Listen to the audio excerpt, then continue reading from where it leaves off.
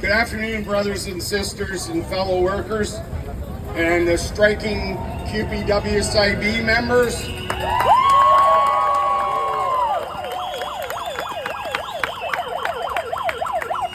And also happy Pride Month. I'm going to introduce the president of the Hamilton District Labor Council for the land announcement, Anthony Marco. Thank you, brother. The city of Hamilton is situated on the traditional territories of the Erie, Neutral, Huron-Wendat, Haudenosaunee, and Mississaugas. The land is covered by the Dish with One Spoon Wampum Belt Covenant, which was an agreement between the Haudenosaunee and Anishinaabeg to share and care for the resources around the Great Lakes. We further acknowledge that this land is covered by the Between the Lakes Purchase of 1792 between the Crown and the Mississaugas of the Credit First Nation. And I also want to say that the main issue why a lot of us are here today is because of water. And one of the things that we agreed to do as settlers is to be stewards of water in this area. And the way that the staff in this building right behind us right now are treating the water system in this city is absolutely disgusting. So in solidarity with our inherited trust to deal with the water, and beyond that, and I'll expand it a little bit, to deal with the water and the natural resources in this province that are being scourged right now through Bill 5 that just passed the provincial legislature, we stand in solidarity with our comrades from First Nations. Make sure that we always have that lens with us. And I get the feeling that they are going to be asking for our solidarity and need our solidarity moving forward as well. And we will certainly be there to provide it with them, because Labour stands with First Nations comrades. They were the first workers on this land, and we inherited a lot of what we have from them. So we hope you all have a great rally here today. Solidarity.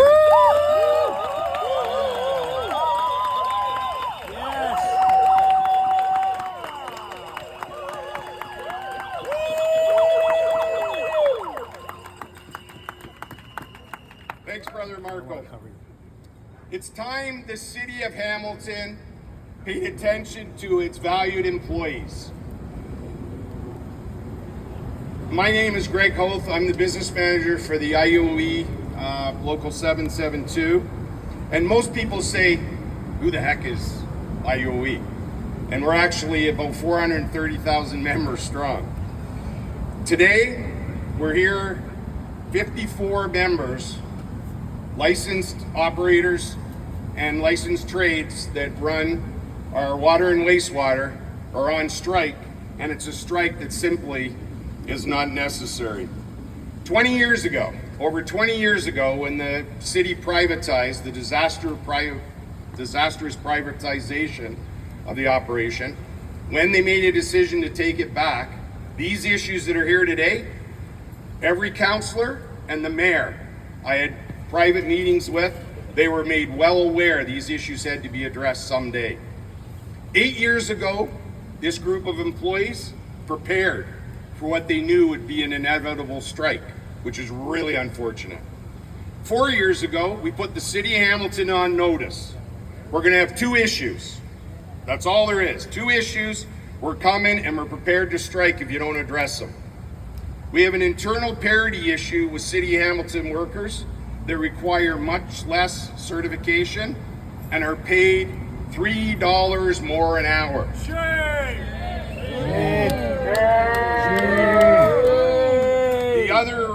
The other issue, which is important as well, it was the brainchild of the private company. They put in a certification reward system that simply did work from day one. Not achievable. A lot of these individuals, it would take them 10 years to get top rate. And that top rate isn't even as high as the other city employees. Shameful. The city, and for anyone that bargains in the city, a lot would know this. They like pattern bargain. They bargain with one and tell everyone else to take the same deal. That's what they do. That's not bargaining. That's not bargaining in good faith. The cost to settle this strike, this is the amazing part, $300,000. It represents less than 0.01% of the city budget. But what does the city do? It would prefer to spend money on a strike-breaking security firm. They have almost as many security personnel as we have strikers. They probably spent estimations already more in 3 weeks than it would cost to settle this strike. And that's just on the security. Not to mention, we've had about 8 water main breaks. That's costly to the taxpayers because you don't have qualified people. And at the same time, and I think every worker could relate to this. In 10 years, the 4 senior managers, directors, 65% raise. Shameful. 65%. Whoa.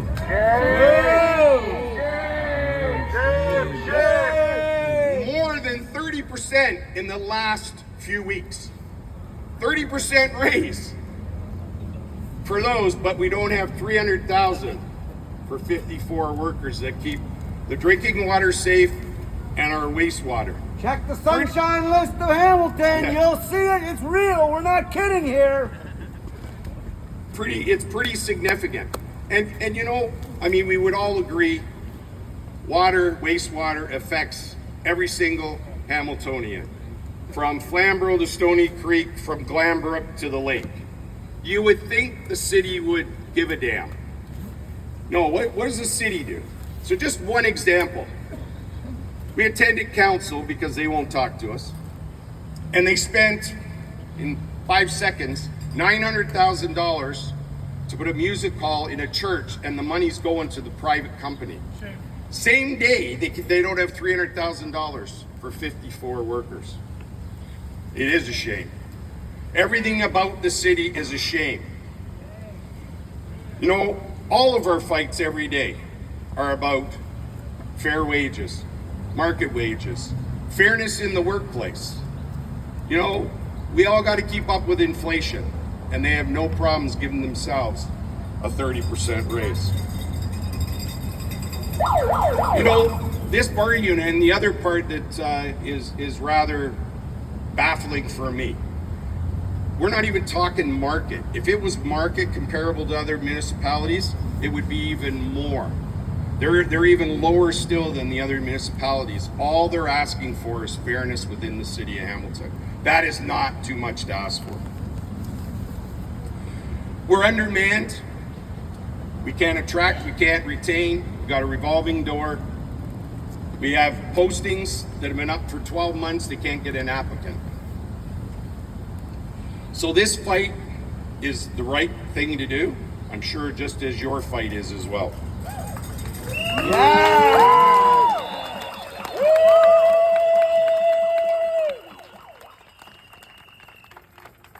And we say to the mayor, and we say to the council, you know, that's not a lot to ask to make sure that our water and wastewater is safe. We all, you know, most of us probably remember things like Walkerton. That was unqualified people, and that was deadly. We remember Sewergate in the city of Hamilton.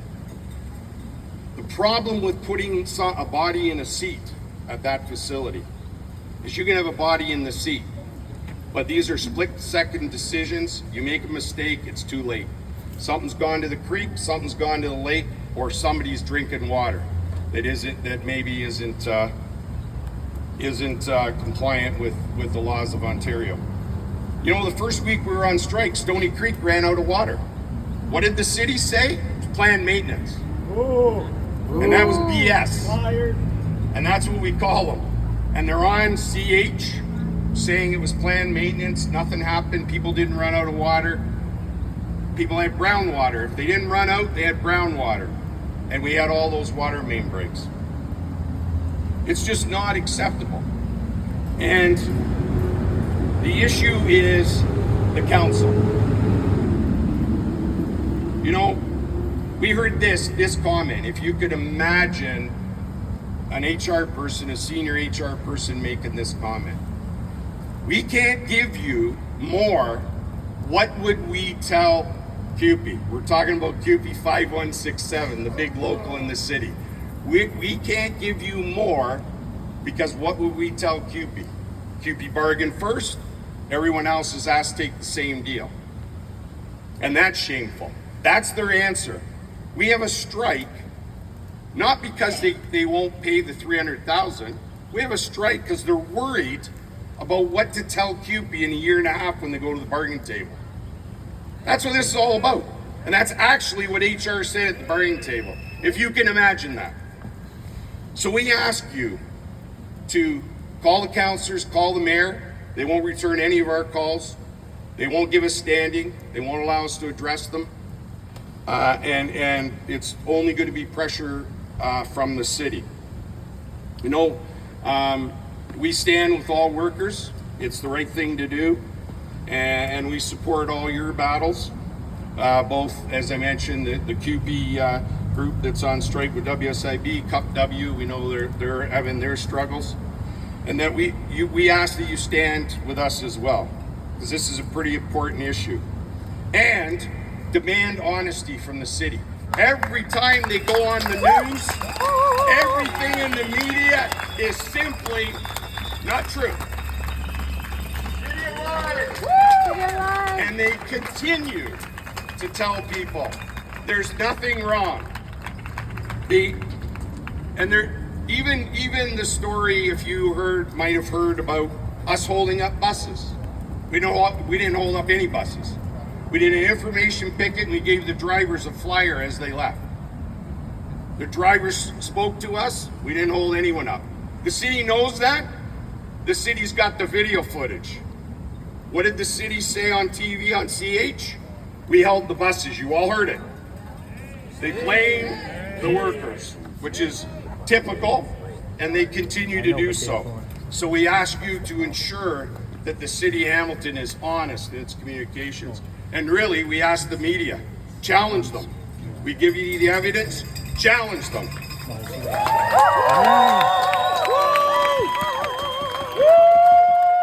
Journalistic integrity. At the end of the day, you know, we united we stand and divided we fall. And before I turn over the mic, I'd be remiss if I didn't thank certain individuals and groups that have been instrumental already for us. And I'd like to thank our sister local operating engineers 793, Anthony Marco, of course, the president of the Hamilton District Labor Council, the Hamilton District Labor Council executive who got on a phone zap and flooded their messages. Eric Tuck, president of ATU, he was helpful when we did have the information picket. The CLC president, Dee Bursky, came down to our picket line, took her time out of her busy day and attended our picket line. She was there for about an hour. And all of that is much appreciated, and all your continued support is appreciated. You know, stay strong. And I heard you say when you were chanting about attacking unions, we all know unions are under attack. They have been for quite some time. If we don't push back, if workers don't push back, we're going to accomplish nothing. But when we push back, it does make a difference. I've had 7 strikes. And in all 7 strikes, well, 6 of the 7 strikes, we were successful. So all I can tell you, stay strong, you're committed. This group is doing the absolute right thing. And we got to get them back to work. And we got to demand these guys do their job. You know, we attend council and 4 of them are not there. They're working from home. Councillor Nan was running on a treadmill instead of being at council.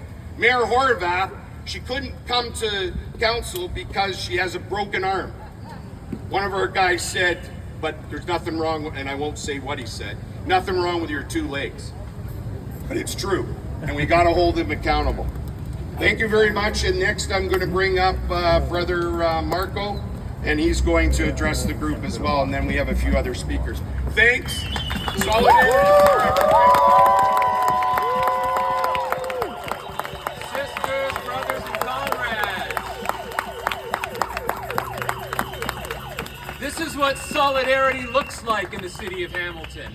I'm looking out here, I'm seeing sisters, brothers, and comrades, a whole bunch of you from OCEU, from 1750. I'm seeing Labor Council people, I'm seeing steel workers, I'm seeing Acorn, I'm seeing library workers. I'm seeing people come from all over this city because they understand that our fight is united. Any single union isn't enough anymore. We don't fight employers, we fight governments. And when we're fighting governments, we need to stick together. And that's what this is about.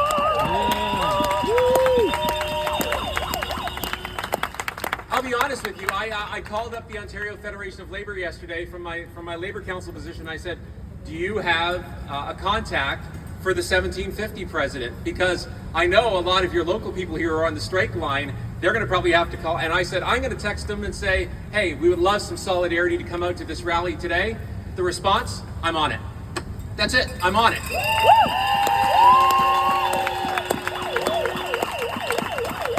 What I'd like to do at this time is I'd like to invite up a couple of representatives from the majority of you here from OCEU. I'd like to invite up a couple of representatives from your strike line to come up here to bring solidarity, to tell us a little bit about what's going on. I don't know which reps are going to come up, but you're welcome to come up here and take a few minutes because we want to hear that's what solidarity looks like, right?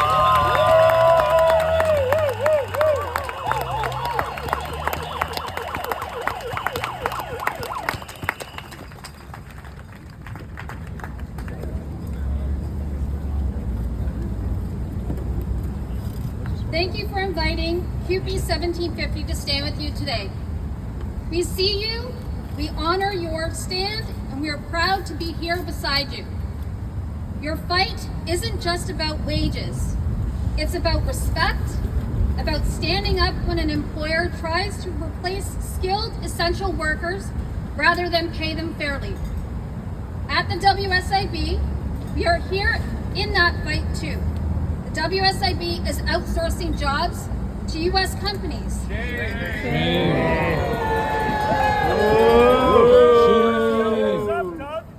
They hand billions to employers in rebates, but won't table fair wages or address unmanageable workloads. It's all the same playbook. Disrespect the people who do the work. Divide us, undermine unions, erode public services. But we're here to say that it won't work. Because there is power in unity. There is dignity in labor. And it is workers that make everything possible.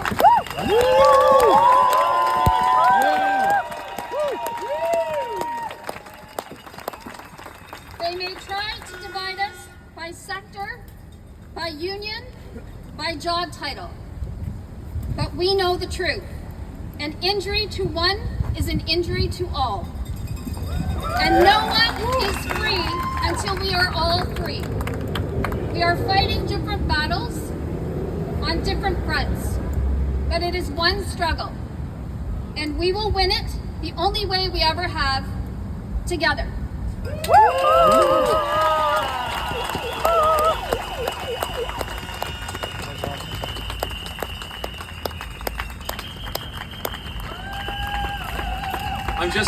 I'm going to ask a couple of other solidarity unions to come up here. We have the president of the Postal Workers Hamilton, Tracy Langille, who came today. Many of you have been following this in the press lately. Postal workers are about to go through an existential crisis right now, and Tracy is the president here in Hamilton, so I'd like to invite her up.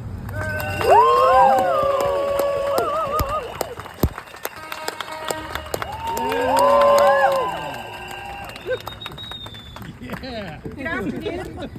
I'm Tracy Langille, president of the Hamilton Local of the Canadian Union of Postal Workers, and I'm very proud to be here today, and thank you for inviting postal workers to be here today. I've visited the picket line, I've talked to some of these individuals. Quite honestly, I'm really can't believe we're still here. We find ourselves here today to support workers who should not have to be on strike to achieve what they're asking for.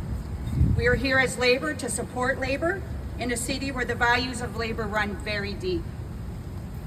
Where steel runs in our veins, from the hard, long battles of steel workers before us to protect their livelihood and their pensions, to the too many to name, all unionized workers that make our city safe, protected, make us feel cared for, educated, and connected. The workers of IUOE Local 772 are looking for their skills as licensed professionals to be recognized and compensated fairly. These workers make sure our water is safe and our streets aren't flooded, to only scratch the surface of what they do in the broadest of strokes. It is quite concerning that the city officials don't see that and the necessity to get back to the table and negotiate with these workers. It's also concerning to see other unions that are facing the same struggles that we all are. As you know, postal workers, as Anthony mentioned, we're facing our own adversity at this time as well. I stand here today to tell these workers, as a postal worker, that postal workers stand with you, labor stands with you, stands with all of you.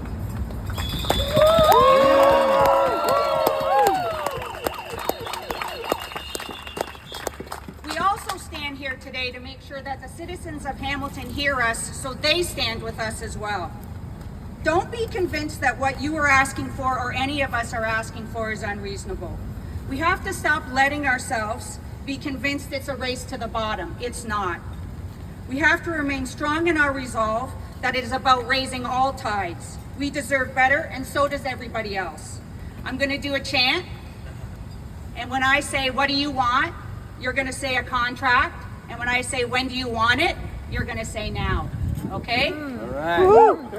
What do you want? A contract! When do you want it? Now! What do you want? A contract! When do you want it? Now! I can't hear you. What do you want? A contract! When do you want it? Now! Yes. That is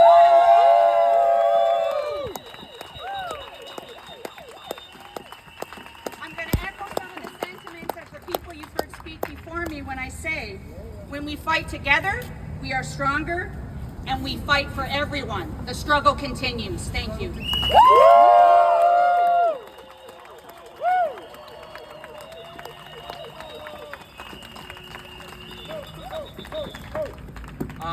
We've got a couple more people coming up to speak. I want to introduce somebody who has been a friend of the labor movement for a long time now, even though he's not in a unionized position. He is the executive director of Environment Hamilton, who you might want to guess gives a shit about water in this city. So I'd like to invite Ian Borsuk to come up and say a few words. Thank you, Anthony. As Anthony said, my name is Ian. I'm the executive director of Environment Hamilton, and I'm proud to stand here on behalf of all Environment Hamilton staff and our board in solidarity with the striking workers in our city today. As we said in our statement that we shared with councillors, this is an issue of ensuring that Hamiltonians can sleep well at night knowing that sewage is not going into our waterways and we're drinking clean water when it comes out of our taps. But further than that, as a representative from Environment Hamilton, I watch a lot of city council meetings. I sit through budget deliberations and I listen to how council and staff, senior managers, figure out how we're going to pay for things in this city. And I'm going to say, as someone who used to say when he was on council, people know the cost of everything, but they don't know the value. In the city of Hamilton, we have decisions being made every day where hundreds of thousands of dollars are being spent on a whim. Just last week, the police board decided to not even second a motion to investigate how many charter violations result in cases getting thrown out by Hamilton police. That is wasted hundreds of thousands of dollars that the city of Hamilton doesn't even want to know about. Yet, when the workers who ensure that we have clean drinking water say that we simply would like an extra $300,000 that doesn't even put us at competition with other municipalities, that is absolutely shameful for the city of Hamilton's position.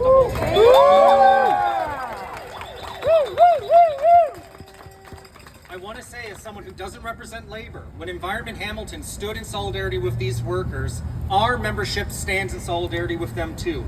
No one asked, why does Environment Hamilton care that our water workers are well compensated?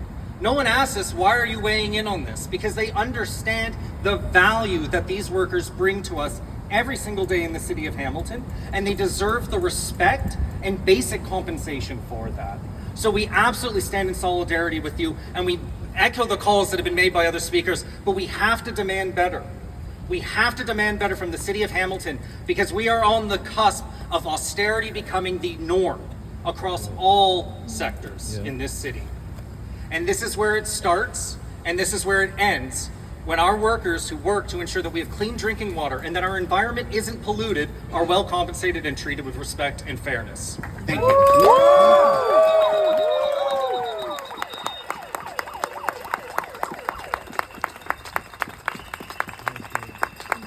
I want to invite one more speaker to come up here before we start to move towards wrapping it up a bit. And it's probably one of the strongest voices that we have had at any government level for labor in this city in a long, long time, and for a long, long time to come. I'm going to invite Comrade Matthew Green to come up to the microphone and say a few words. Brother.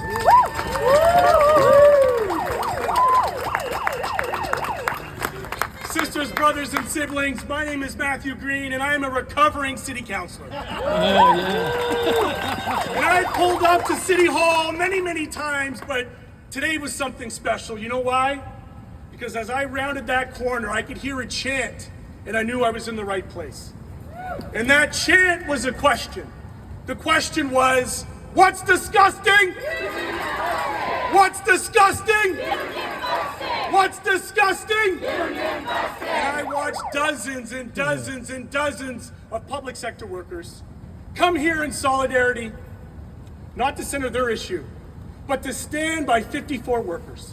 54 workers who alone might feel like they're outnumbered by the bureaucracy and the management class of City Hall. Well, I'm here to tell you something, that when I was first elected to City Council, when we did an orientation process, we spent 2 full days being trained on not anti-corruption, I can assure you that. They certainly didn't train us on governance, I can assure you that. But what they did train us on was the tragedy of Walkerton. They spent hours imparting on us the necessity of making sure as a council that we protected our water systems, because we knew that when failures happen, people died. So when we talk about a tax on wages, when we talk about what they're here representing, they're not here representing themselves. Sisters, brothers, and comrades, you can hear it in the streets. They know. As a father, I know. As a father of an 8-year-old, I know that when that tap water goes on, there's a social contract with this government that when that tap water goes on, it's safe. There's a social contract, a trust, that when we flush the toilets, it ends up in our waste system and not in our waters and rivers. What they're doing right now at the city level is not just contained in municipal government, no. It's also being witnessed at the provincial government with cuts to austerity, attacks on public services. You gotta ask yourself, if they're attacking WSIB of all the departments, what does that say for the average worker who might have a claim when they find themselves down? Who's gonna help them there? Some goddamn American? So in all this nationalism, elbows up, Team Canada. Remember where Team Canada starts. It starts with our workers and our working class. When we have a service like a postal service that can deliver essential services like postal banking and go coast to coast to coast and keep people in the north connected and in Nunavut and the territories connected, and they want to privatize that and hand it over to Amazon and Jeff Bezos, we say shame. When they want to attack, they want to attack the provincial services, and Doug Ford wants to sit on a surplus while nickel and diming workers. We say shame. And when City Council wants to invest in their pet projects, but want to, in my opinion, violate the social contract that the only thing they were oriented for when they were all elected, which is providing at the basic necessity, safe drinking water, we say shame. Now, they will try to make us isolated. We heard that they will try to pit us against each other, the public sector against the private sector, the unionized against the non-unionized, and not once in the comments from these comrades did we hear them say that the other workers should be paid less. No, they just said they want fair pay for fair work.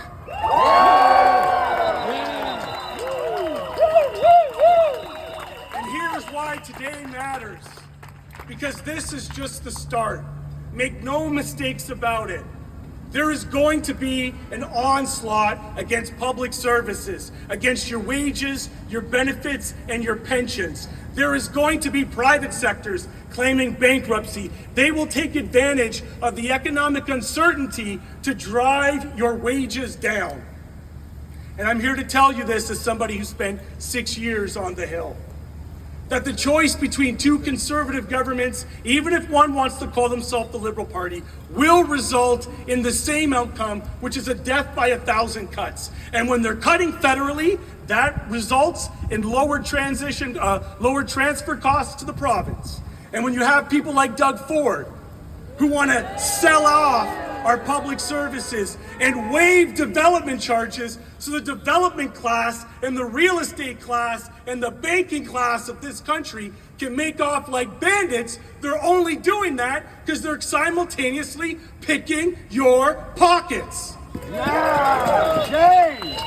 So even though we're not, in theory, a member of the 54 members who are here today, or the thousands that are across the province with WSIB, I need you to know that your struggle is my struggle, that their struggle is our struggle. And together, as a working class, we will be the front lines against the deep cuts, the tax breaks for the ultra-rich, and the austerity from every single level of government.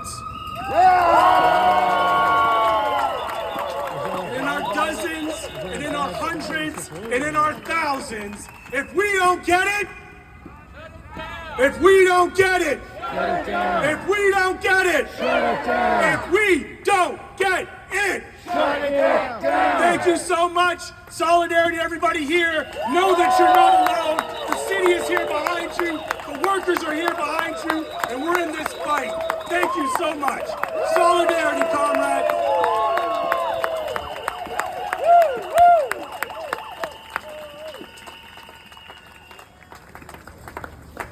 In a minute, I'm going to pass it back over to Greg to wrap things up. And I mentioned off the top a lot of the groups that came here today. And I know that oftentimes you'll hear chants and you'll hear people yelling out, "This is what solidarity looks like." What I'd like you to do for the next few seconds is to just find a bit of silence, find a bit of space, and look around at the people that you have here with you today. Take a minute and look around and see the flags. See the people who've joined you. See the signs. Hear the cheering. Because I can tell you, a lot of people can take a look at a picture and say, this is what solidarity looks like. But right here today, you're seeing that this is what solidarity feels like. That's right. Solidarity, comrades. I'm going to pass it back to Greg. He's going to wrap up for today.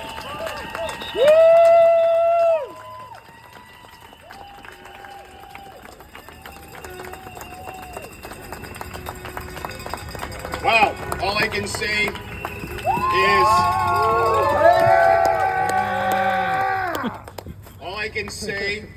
is the city of Hamilton better not screw with labor and continue to do it. They can't get away with it.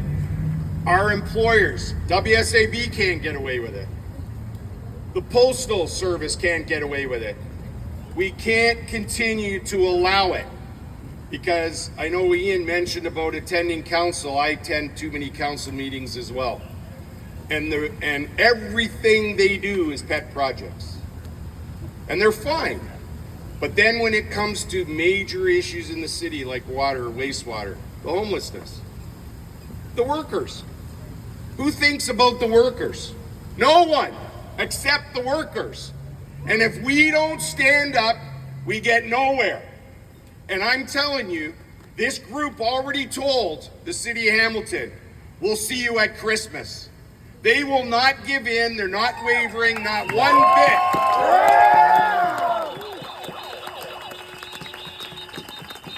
This was 100% strike vote, and they haven't wavered. The city calls every 3 days. So are you changing your opinion? You changing your position? Absolutely not.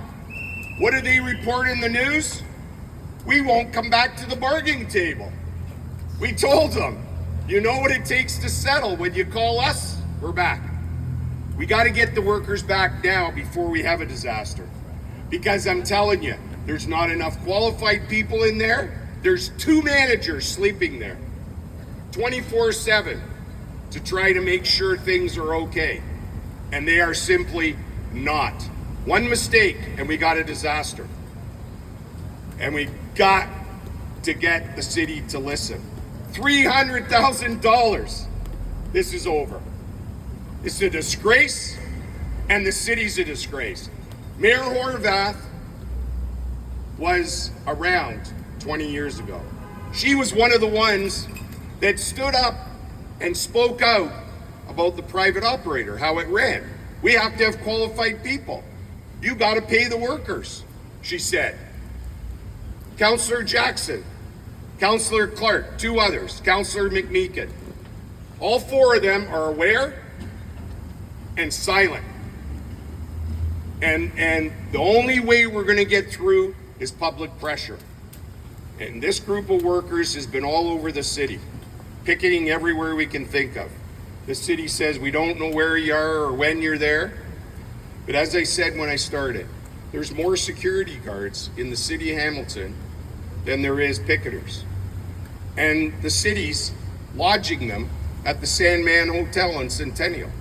Wonder how much that's costing us as taxpayers. Get them back to work now. In solidarity, we stand with all workers. We always have, and we got your back as well. Thank you, everyone.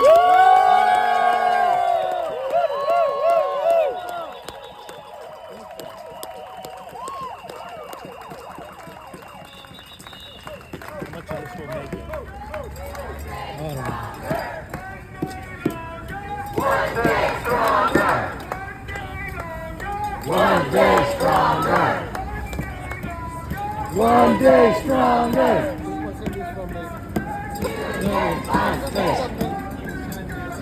Union busting.